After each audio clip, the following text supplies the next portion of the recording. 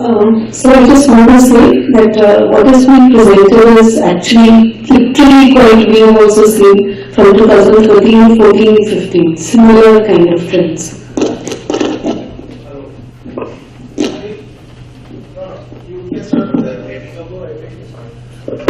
झुक के नीचे से आने ऊपर जो चले जाने का उधर से इतना लंबा नहीं घूमना चले जाना है वही going to see a slightly increasing trend because there's better documentation of late.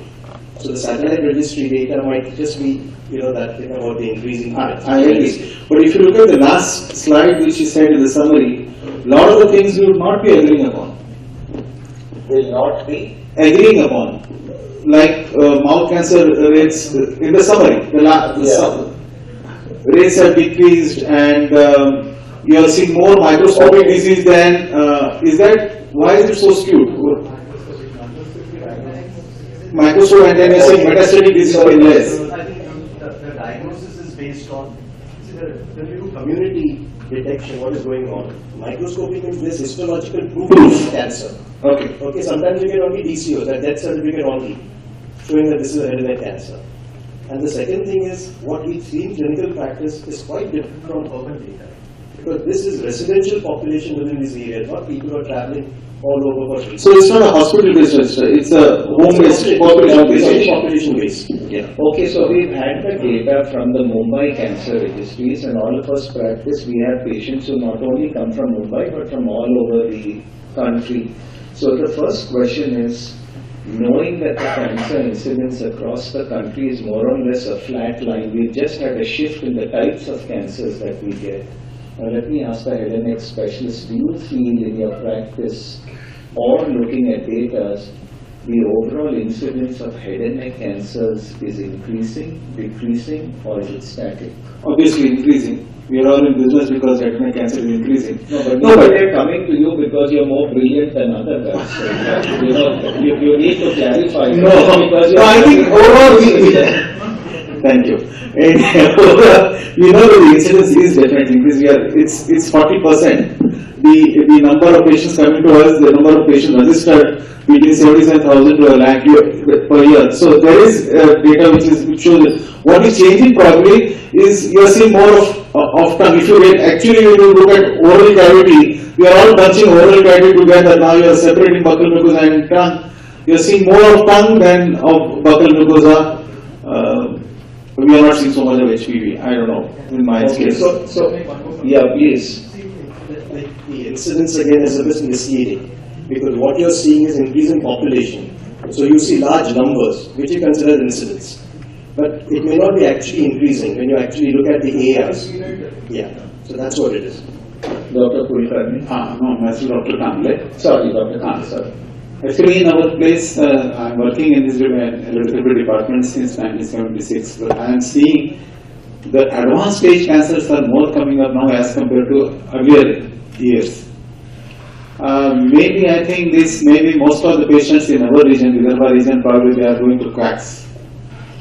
And these Babalok are taking more these stages, stage 1 to stage 4, 2 to 4 probably. And most of the fungated masses are coming first time in the hospital nowadays. That's main presentation, but let's just focus only on pure incidence. And probably I'll back Vinay's comment that we may be seeing more patients in our due to the increased population. Because of increased population, so when you look at the adjusted rates, it's still the same across all cancers. Yes, we've had a shift in the type of cancers, but the relative incidence may not be increasing. And you can see across a lot of cancer registry data that certain cancers are coming down in incidence. The cancer in head and neck that definitely shows an upward trend is thyroid cancer, and that's globally across the world. In the West, in the US, it would be about 10 per 100,000. In Korea, where they're very, very aggressive in screening, it's 68 per 100,000. And in India, I would say it's somewhere between 4 and 5 per 100,000. To place it in perspective, when I was a student, Tatas would register less than 100 thyroids. Today, they're close to 1,000. So I think thyroid is the real cancer increase. And there's a lovely August 18th NEJM publication saying it's all because of overzealous diagnosis. And IARC has also given a warning and an advisory on that you don't screen your patients for thyroid. And that's exactly what happened in Korea, because for having $20 more, you get a free thyroid scan, and that's why they're picking up people. Correct. Excellent. I just wanted to ask folks, is there a shift in your practice for increasing tongue cancer? And tongue cancer without habits. And I'm also drawing an analogy from the West.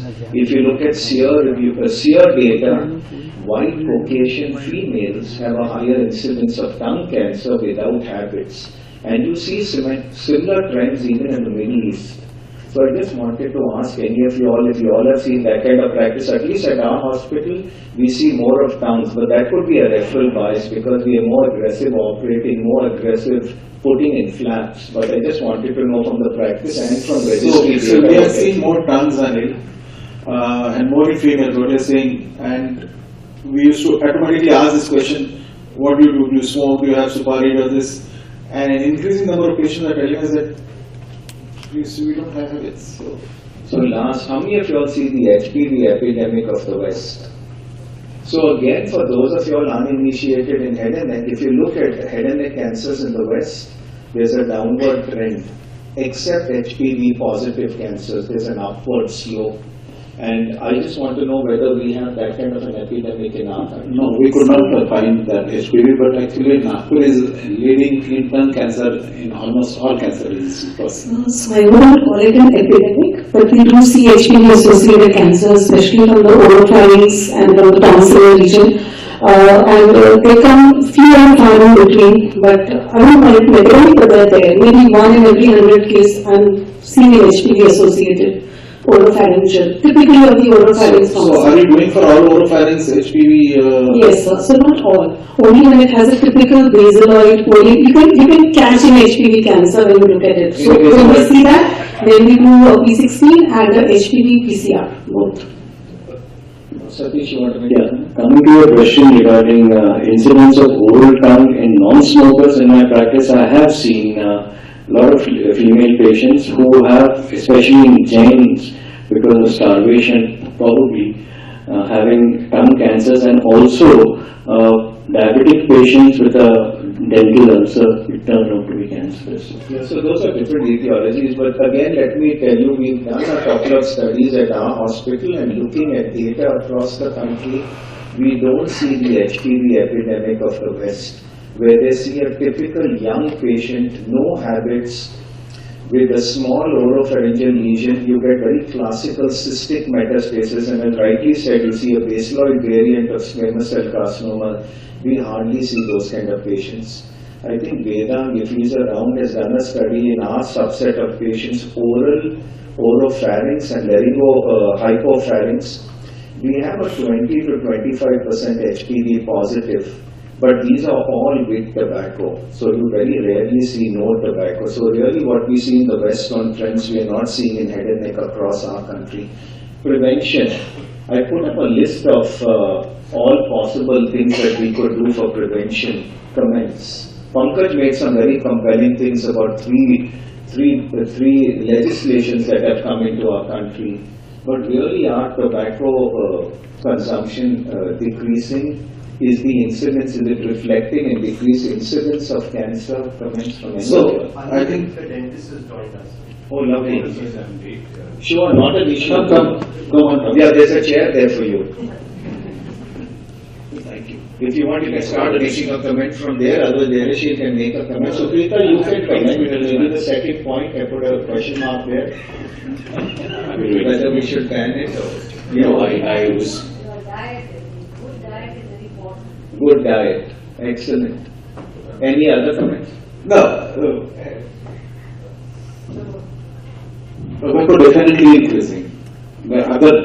This standard forms, gutka, packet gutka is not available, but other gutka, handmade gutka is rampantly available, and that is a major cause probably for this tongue and oral cancer.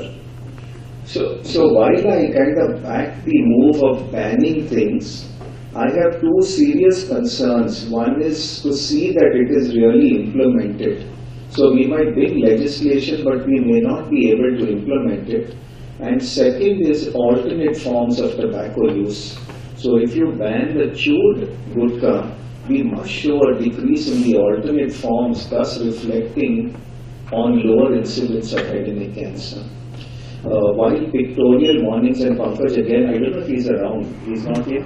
While he made a very compelling case for pictorial warnings, and this all started in Australia, making big pictorial warnings, the one thing that has really impacted on tobacco control globally is taxation. And in our country, every February when you hear the budget, taxation is only higher on cigarettes. And that's reflected now in our country, a lower number of cigarette sticks being sold. So you rarely get loose cigarettes, and the taxation is very heavy. And that's shown in California and Australia, that if you have strong taxation, your consumption comes down.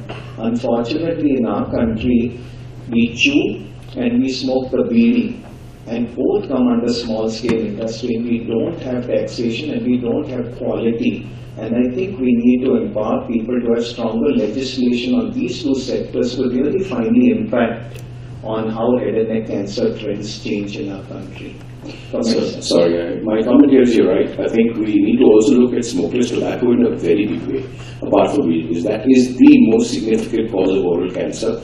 And I'd like to add one stress on the point of prevention or preventive checkups, where we utilize the services of so many numerous dentists. If the mouth be the first sort of podium or the first entry point for disease, according to William Osler, my contention is that we do not utilize the services of dentists and specialists in oral medicine and radiology, of which I have some small teaching experience, in this area of work, because we are the first people to see it. I mean, there are times in my private practice, though it's primarily a dental practice, I see people, and the first thing I do is, this is it, go to Tata's. Get yourself radiated, get yourself surgically treated, and I refer. But I think this preventive aspect has not been looked at sufficiently. Also, there were these tiny little brush biopsy tests that have not always been conclusive. That would probably come in screening and early detection. We are now just focusing on prevention. Stop tobacco, primary prevention. Then I agree with you tobacco. So I agree with you there that I think we need to tax BDs. Okay. We need to look at this in a very big way, and larger campaigns in tobacco prevention and stopping tobacco have got to be conducted. Now, Anil, I think a very telling point in prevention, especially if you look at gutka, the moment one of our senior leaders got oral cancer, gutka was banned in the country, or banned in Maharashtra, it came back again when he stood for election. So these are all... So that's the point I'm making, that you may ban, but if you do not implement your ban, that's a problem. So in certain states, and I don't want to say this, alcohol is banned, but you can drink the finest scotch in those states, and you don't have to look too far to get it. So I think implementation is more important. So let me quickly make a comment on each of these things on prevention. So we believe tobacco is bad and it should be stopped. Probably in my book, taxation is right on front, because we are not able to implement. You might sell tobacco, not sell to less than 18, but I'm sure less than 18 in our country will lay their hands on tobacco. So it looks fancy in legislation, but implementation is bad. So taxation is very strong. The other thing that's very strong in tobacco is education. And you don't educate 1.2 or 25 crore users. Most tobacco users who started by the age of 21. So if you have harmful effects of tobacco in the school and junior colleges into the curriculum, and they don't take it by 20, then they're not going to take it. 90% of users are before 20. So in my book, those two are important. Alcohol is a bad factor, but it's something that if in moderation really doesn't, and I can't stand on a podium and say alcohol shouldn't be banned, but it is a significant factor, and in excess is not good. A point on chemo prevention, everybody thought chemo prevention was good. We showed studies that it decreased leukopenia, pre-malignant conditions, but when they did it out in community, there are at least 3 studies. In some groups there was a detrimental effect. There was a trial known as a CARROT trial, and people had a higher incidence when they gave high doses of beta-carotene. And the dental point is very well taken, that we should have good dental hygiene. Unfortunately, the majority of us can't afford dentists. And unless they come into primary screening programs of the government, it's very difficult for us to walk into a dentist clinic for dental hygiene. Comments from any of you? I'd like to say something first. In fact, there are hospitals available with oral medical departments all over the country which have never been tapped. They're the first primary entry points for all patients going there for oral dental checkups and dental treatment in public fora. These are the people that we should actually catch, where we can align with them. Sure, point well taken, that dentists should also be part of the head and neck oral detection, earlier detection. So Dr. Dcruz? Yeah, go ahead. I just wanted to ask you whether, it's my question, I want to know that for myself, that is this oral cancer just a question of abused membranes by tobacco, but also neglected by poor diet? Because I was just reading a Japanese study where they studied more than 75,000 people, and they found that balanced diet increases longevity. Especially if these candidates give up tobacco. I'll make some comments about the Japanese lady, but your point is well taken. Anybody wants to comment on diet? What Supreeta is saying is good diet. Important appeal runs across all cancers, not only head and neck. You want to make Suhail diet? So the thing regarding diet is that it's more about antioxidants in your diet. So, whatever healing which occurs or the injury process which occurs in the buccal mucosa is related to the repair mechanism. If you are having a good diet which is rich in antioxidant, it has been shown that the healing process is much better, and the conversion, the transformation into tumor is or the malignant transformation is reduced. I just wanted to add one more. Let me just respond to you, and then we'll finish this diet. There are more than 250 epidemiological studies that say if you eat good diet, you get a lower incidence of cancer. And that's when people found antioxidants, and they believe vitamin A, C, and E. And if you remember your biochemistry, vitamin A, retinoids, is cell differentiation. So they get provitamins in the form of beta carotene, because beta carotene converts into retinoids. But when they gave it in the artificial form, it was not good. So yes, a good diet rich in antioxidants is good. Japanese live the longest, and you know why? Because old Japanese teach us that when you eat, you should have 4 colors on your plate. Ask any Japanese that. So you put 4 colors on your plate every day, you will have your antioxidants. You'll have purple, you'll have greens. So I just tell people, follow the old Japanese saying, forget antioxidants, just put 4 colors on your plate and you'll live 90. That's their longevity. We are 69. Huh? And a glass of wine. That's what you might. Okay, lovely. Go ahead. Yeah, sure. What about this organic versus non-organic diet? Organic versus non-organic. Anybody comments? We don't have certified organic. Yeah, organics in India is a hogwash. Yeah, you get. No, but say it was not India. Dr. Kulkarni has recourse to bring his organic from overseas. You should do it to us also. No, but organic versus no organic, I think organic is more for pesticides and hormones. And I'm not sure whether there's any compelling data to say that all of us should be go towards organic. It seems more a fad. But logically it's correct. If you have something that's more pure, it will be better. Go ahead, just one. They use organic chemicals, but the organic thing that they use are also supposed to have some carcinogens in it. Okay. So I just wanted to add one point that the first person who sees lots of patients is the general practitioner who usually evaluates the patient. Now in India, there is no liability to a general practitioner to report anything, any pre-malignant or CA patient. So what happens is the general practitioner usually delays the diagnosis, and the referrals is quite delayed because from the general practitioner's point of view. We give numerous talks to general practitioners regarding how to diagnose pre-malignant lesion, how to diagnose the CA, but still what we see in our practice is that there is a lot of delay in referrals from the general practitioners, and hence the cancer incidence and all these things are increasing in India. So we have a little study which I put up later on why patients present late, but since Suhail brought this point up, we did a study and it's published in Indian Journal of Cancer, and I'll show you that data. People come late for 2 reasons. One, because of socio-economic factors. They just don't have money to come from the interiors of our country to a tertiary referral center. And the second is because they were delayed by a physician. But I seriously believe what the mind doesn't know, the eye doesn't see.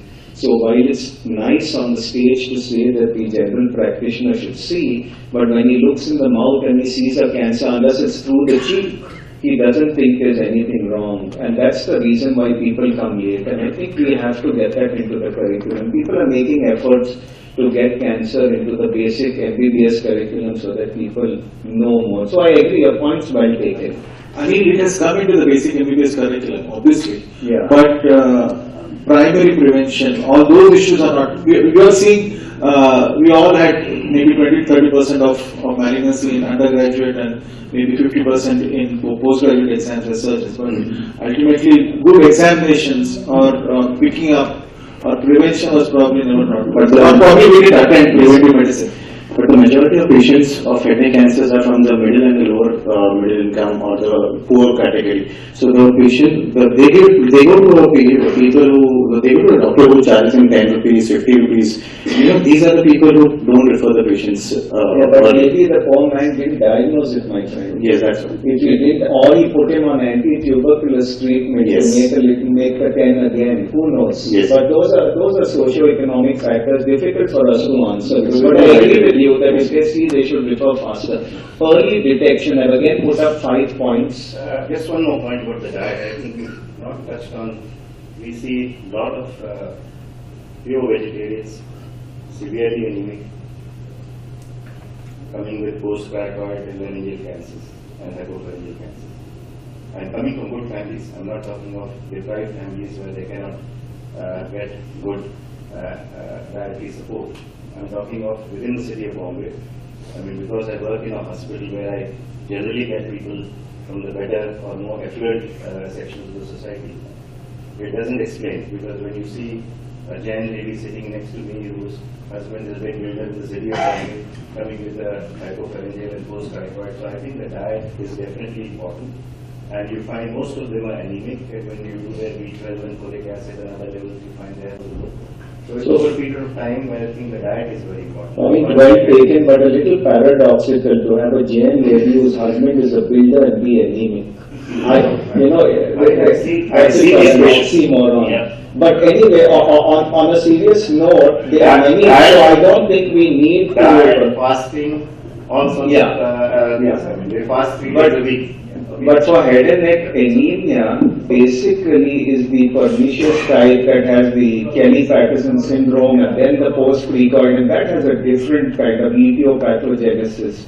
But point is well taken. If they're depleted in diets, they will get What also happens in a lot of that community, not to say anything about the community, a lot of them are very high in culture. Yeah. Very, very high. So this is a little broader. So point well taken that diet is important. Early detection.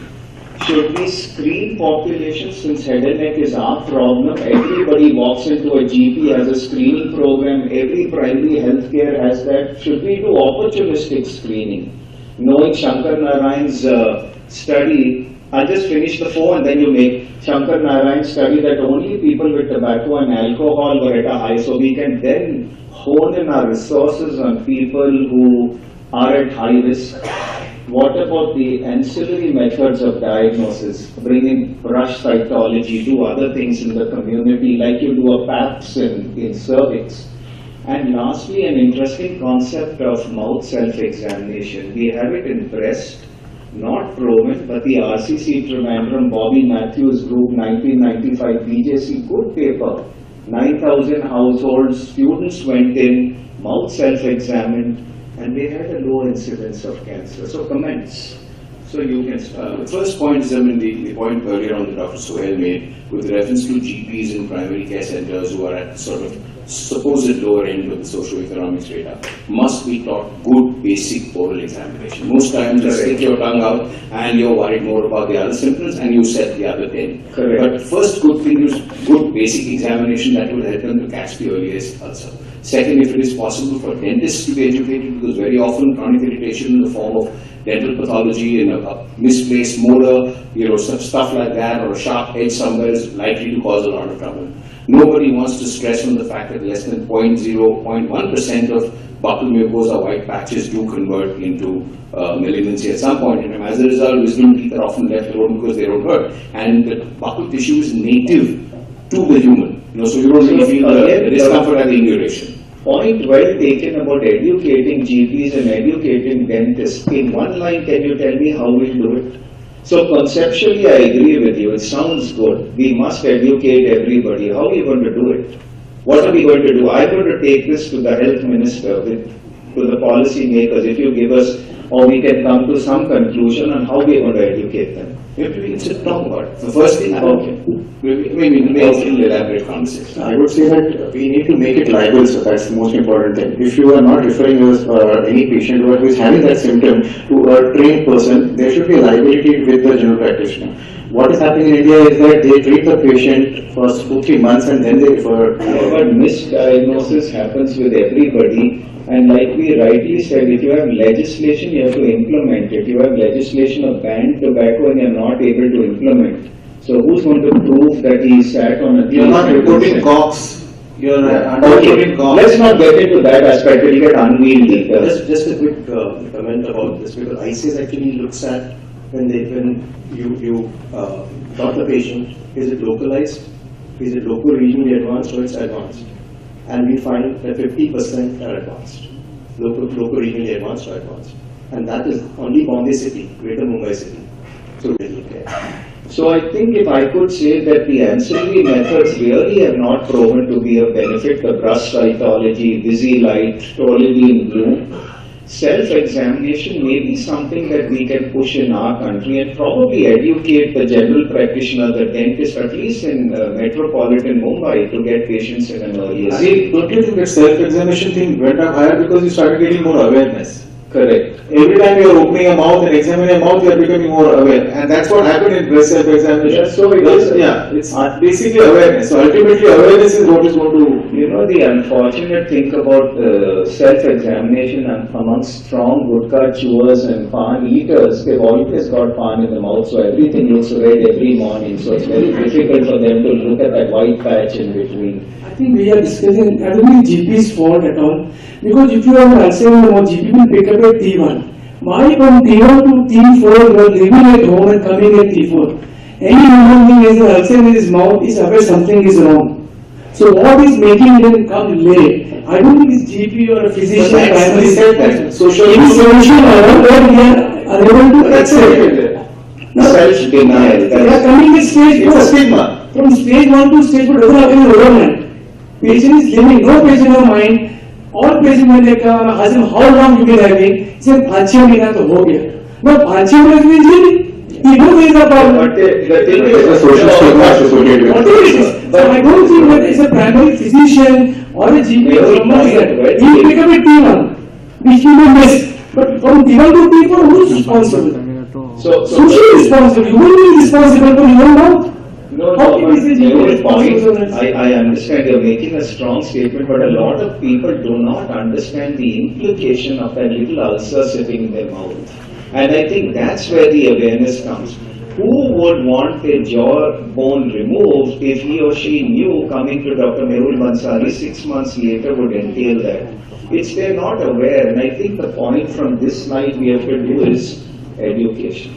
Physicians, people, make people more aware, let them look into the mouth those they can, and not look at supportive methods. But just a point for the other physicians here, that opportunistic screening, ours is the only country that has a randomized trial in oral cancer.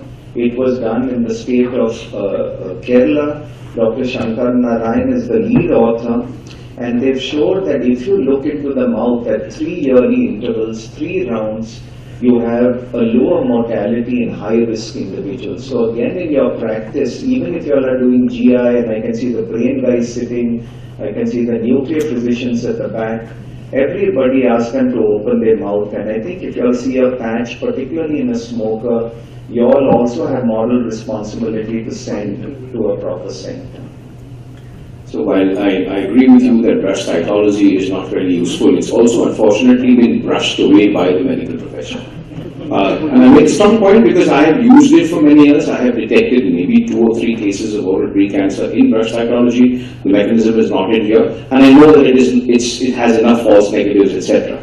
But I think somewhere we must get the professions, the interdisciplinary approach, education, and as he correctly pointed out, reporting the case and referring it. So we don't have enough referral centers. Who do you send it to?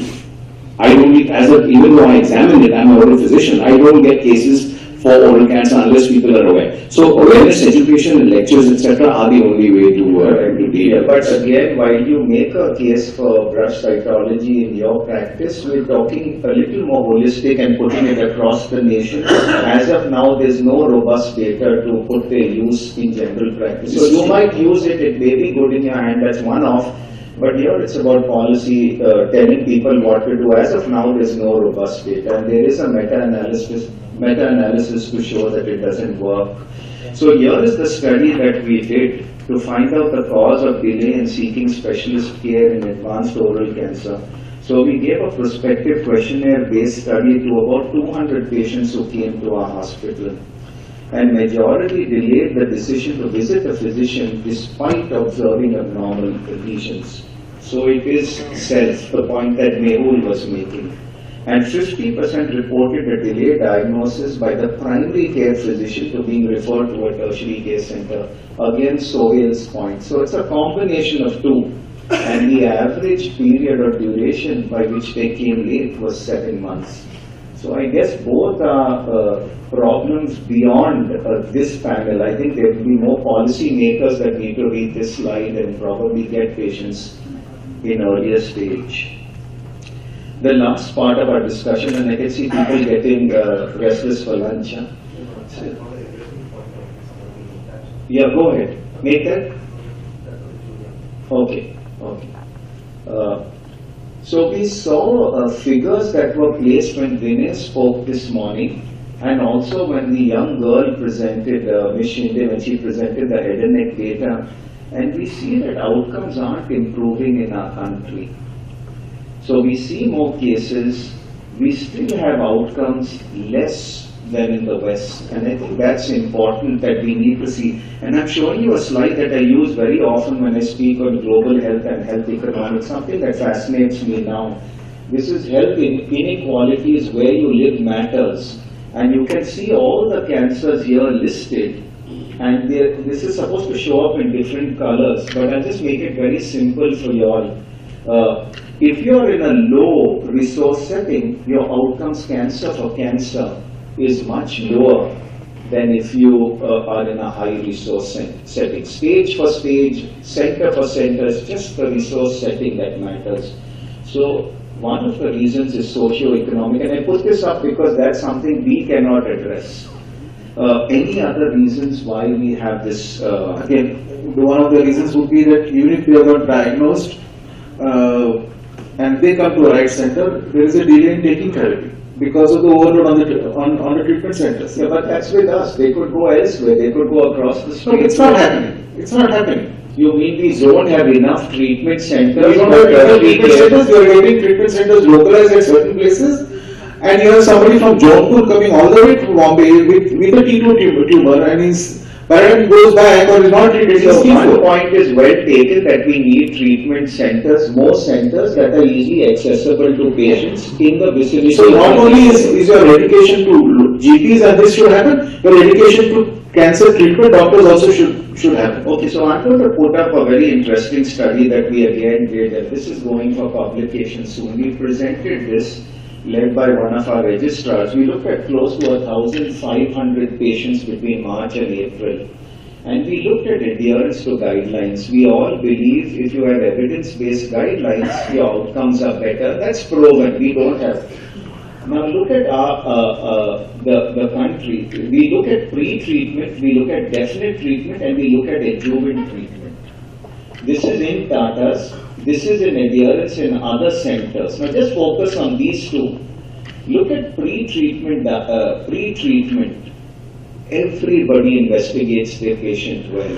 And I think that's because our radiologists and pathologists may be generous for the references. So when you see pre-treatment, everybody is doing pretty good, upwards of 90%. The moment you come to treatment and adjuvant treatment, there seems to be a drop-off.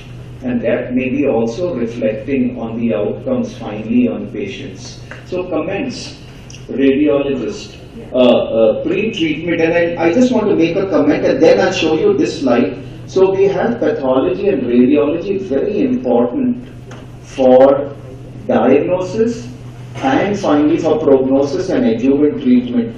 And I just put some list of some factors, and I don't want you to comment on these factors. I'm only putting it up to make a point that is quality of pathology and radiology important, and do we all as clinicians get essential features, desirable features, optional features in our reports? Okay. See, the thing is that coming to tongue now, and often we going in the mediolateral, in the lateromedial dimension and invading the extrinsic muscle. I did a study with Anuja where we did some about 15 cases. I would prospectively tell her where it has gone and she would accordingly plan her surgery. But we found that whenever it reached up to the sublingual gland, those cases did badly even though the right surgery was planned. Okay, so what I feel don't is, get into the technicalities of sublingual gland and all, because there are many people here. So what I'm trying to say is that maybe no, the so I got surgeon, your point. I'm going to paraphrase it very simply. So Dr. Supreeta feels that very often imaging is under-ordered by clinicians, resulting in poorer outcomes. Comments from the clinicians. No, I also want to say that after ordering also the surgeons do not bother to look at the images. I would feel that Listen, fights at the lunch break. Now only comments. Okay, now only comments. No, but other than looking at the radiologist report, the surgeon also should fine. guide his eye. Point well taken. You aren't ordering, and then you'll order, trouble her, and then don't bother to look at it. You're only concentrating on the signature. Go ahead, comment. Go ahead. Dhairyasheel, no laughing. No comments. No comments. No comments. Adwaita, you've not spoken. Do you agree with what Supreeta is saying? I don't agree, sir. Because I think any good clinician would always do a full workup and then make a decision about surgery. Okay. Especially when patients come to me as a medical oncologist in this situation, they generally land up with us most of the times either post-operatively or they land up in pre-operative setting. Listen, I'm just wondering. Pre-operatively, we look at the images, especially in the locally advanced. Okay, so he doesn't agree, but I'm just wondering whether this assault is for surgeons at Tata Hospital. So maybe one of the surgeons here. Maybe. I think Anil bid was meant for the head and neck surgery department at TMH. Anyway, what do you think? For no one in particular. Yes. But the answer here is that I think a lot of us are getting over-investigated patients. Correct. You're getting a patient with a PET scan. The early reason you're getting a patient with a PET scan.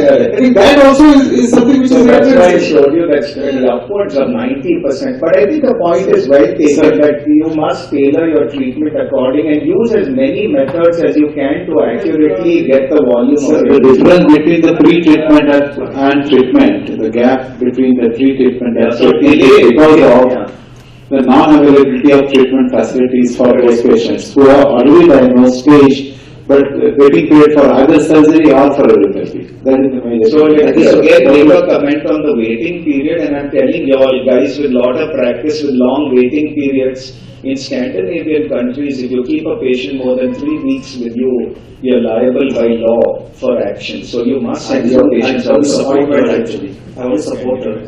The only thing to say is that it's not that everybody does things badly, but all surgeons we can read.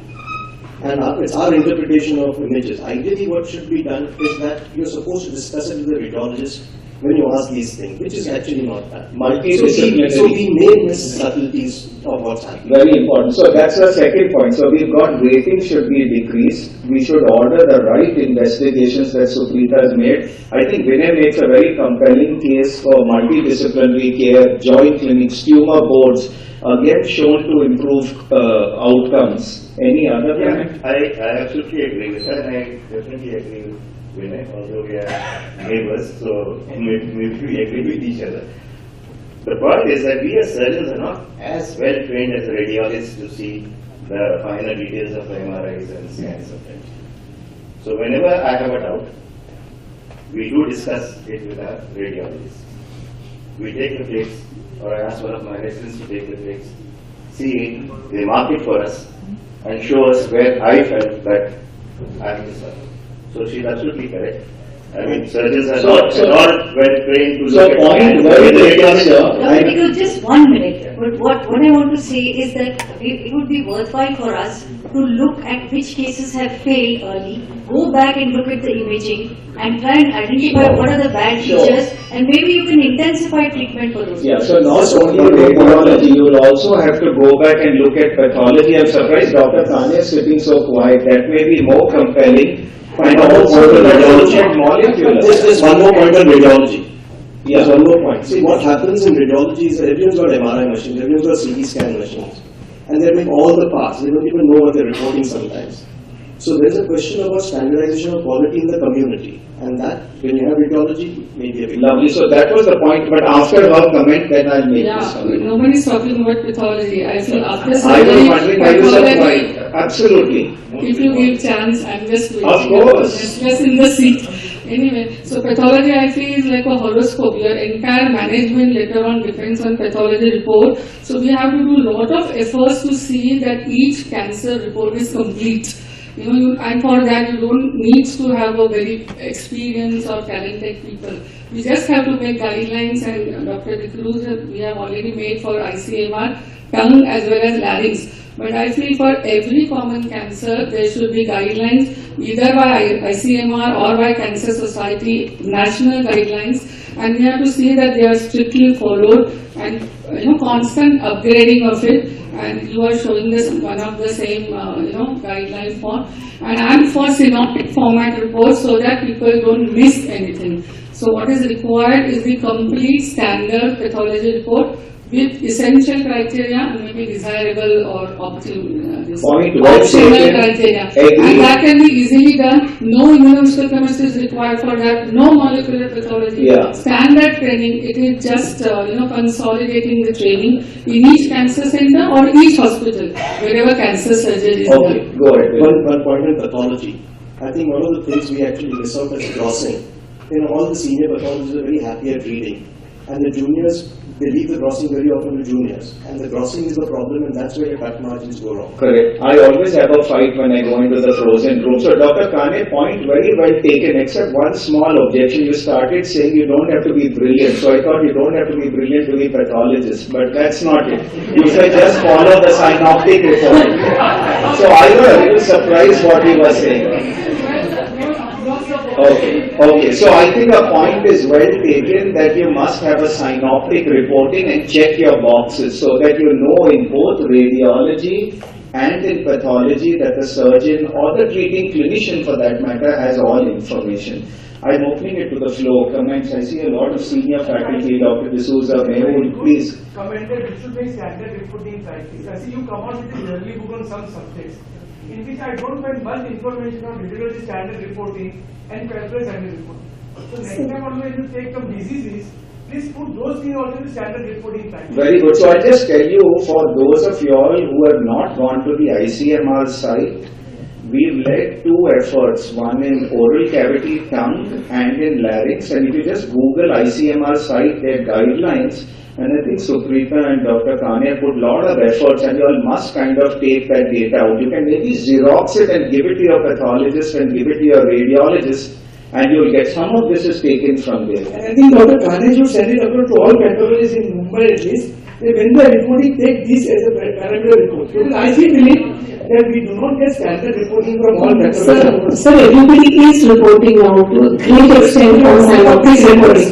No, sir. I'm talking, whenever we get even referral cases from elsewhere, everybody is trying to follow the synoptic style of reporting. Even centers which are good, yes, sir. And even centers which are not CAP accredited, and even if they are not, under the thing, still they are following. Even if somebody is minimally trained with Kane Madam or in Tata or somewhere, they are going back and they are duplicating. And the point about gross, same formats have been made for gross also. So there's a standard template for gross and a standard template for microscopic, and nothing, most of the time nothing gets missed now. If something can go wrong in anything, but the problem and the word that we require is standardization. Yes, We yes. do not have standardization, and you may have everything there, but suppose they cut the wrong place. The senior doesn't even look at the crossing. How do you get a proper answer? So SOP is in place for everything, for Yes. crossing. So while I agree that it is improving, I can tell you at Tata Hospital, at least 40% of the work I do is redo work. So someone is fiddled outside, and I can tell you that many of the pathology reports do not have synoptic reporting. I have to write back to the clinician or the pathologist for important points. But maybe Dr. Saikia is there, Dr. D'Souza, they want to make comments on your practice, your reference. Just one second, Anil, we are making a synoptic report for all cancers. Breast and head and neck is just getting ready. So when it is ready, if anybody is interested, or Vinay says, I can hand over to Vinay and he can distribute to everyone. I have a more practical. Dr. D'Souza, please talk to the mic. Please take the mic. This is getting like times now. Anil, I give you a very simple solution which I adopt my own practice. If I get a report from a pathologist which is not satisfactory, I get another opinion. That's all. Finish. But sir, like Vinay said, if they have not done the grossing properly up front, your new pathologist may not be able to give you that information. Actually, I want to make a comment. May not go very well here, but I've really actually fought with my pathologists at Hinduja, and they really improved a lot. But when do we go down? Every time we actually get a resident from Tata Memorial. Then when we go down? Yeah, that's when we start getting problems with little bit of problem with reporting the way it should be done. And why? Because the seniors stop overlooking the resident because they expect the person to be brilliantly trained from Tata Memorial. Okay. And again, after about month and a half, the person being there, it becomes better. And this is standard. And I keep telling that the first thing that they tell me is, oh, train at TMH. I said, well, look more sharply then. Yeah, so but anyway, let in the defense of the Tata Memorial Hospital residents, we do train our residents well. They're A class, but even Sachin Tendulkar struggled at Lords, right? So when you go to a new center, you struggle for a month and a half, and then you're okay. So the problem is not a junior, the senior has to still supervise. Yeah, of course. So you have SOPs, the checklist must be in place. Any other comment from the floor from the panelists? The comment which I made was not against the head and neck surgery I'm just event. kidding, Supreeta. This is because I was a bit horrified in 2012 with the IFHNO's international panel. A surgeon from New York told me that our tongue surgeries are like salami surgery. We keep cutting and sending it to the pathologist, again looking at it. I said the simplest thing is look at my MR images, I'll tell you where your incision line should be. Yes, so don't get impressed or be taken up by people from overseas. Sometimes people with matter. Any other comments from the panelists? No, I and don't before the know. cool cats lunch waiting. What were you saying? Treatment, we are already, then there is a drop. So we did. Maybe waiting, maybe multidisciplinary care. Other hospitals. With other hospital waiting is not so much. For what? These slides. Yeah. Why we dropping Here is the other center. In the other centers, definitely, maybe expertise not available. Various factors. Anyway, This is exactly what I'm saying. Logistics and expertise is not available. You're not. If a surgeon doesn't know how to do head neck surgery, he's going to send for radiotherapy. Okay, I'll tell you another, and we'll end with this. A little study we did on 116 oral cavity patients looking at health economics. So we did a costing, and at Tata's, we have two types of patients. General, which is subsidized, and private that pay. And we looked at direct costs and indirect costs. Direct costs are what they pay the hospital. Indirect costs are what they pay from the time they leave their home. Train ticket, eating in Ranjana, buying nutrition powders, sleeping wherever they have to. So the general patients had less of direct costs and more of indirect costs. And the private had more, so you don't have to, it's logical. But the waiting list bore out the general so much that they did not complete adjuvant treatment. So sometime in government we talk about subsidy, that we give everything free. But if you don't support indirect costs, and Dr. Banavi's department also has very compelling data to show that if you don't support a child's education, a child's nutrition, give the parents some job while they're here for 6-8 months, they flag off on treatment. And now at the hospital, through CSR, through other efforts, we put in place a good system to support this supportive care. We're still not there, but we are improving. So that's another reason that we have. So I think we'll end with it. It's a cool cat's lunch. Thanks so much to the panelists and thanks.